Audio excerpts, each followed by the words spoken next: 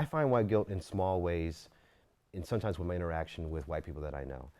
Let's say that on Facebook, and I might have someone who will talk about a subject that deals with an issue of race. Maybe it comes from uh, something that was in the news or what have you. And it's just really interesting that they have an understanding that what happened in relation to that issue around race was wrong, and there is a sense of guilt in how they communicate that in a way that, yeah, that I recognize is a form of white guilt. And part of that recognition is I feel uncomfortable because I think about the fact that, you know, a long time ago I was having a conversation with my sister, and we were talking about our relationship to white people and our relationship to whiteness.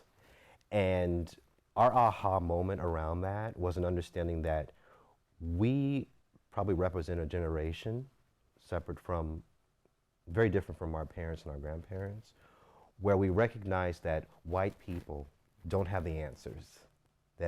That in fact, you know, this idea that you could look towards a white person and they would be able to resolve a problem around some issue around race, that's not possible.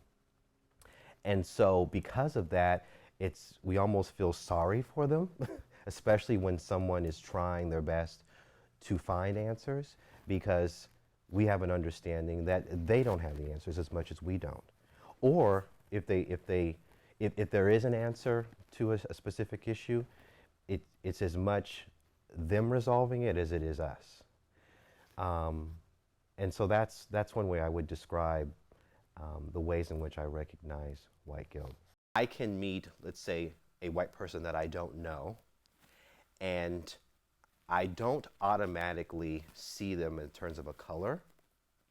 I do have an understanding that they have a background in terms of they're not just white. They are more dynamic than what have you, than just their skin color.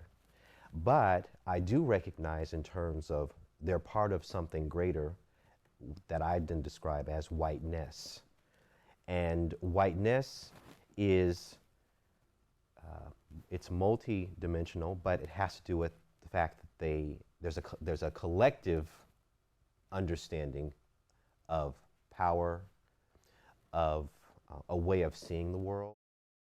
We're always going to struggle, though, as a country with the issues of race because it's so much, I mean, it's so much of who we are, whether people want to deny that or not. Now, granted, you know, you hear the thing like, well, why, especially in relation to black people, you know, why is it always about race? Well, because for us, it's always about race, both good and bad.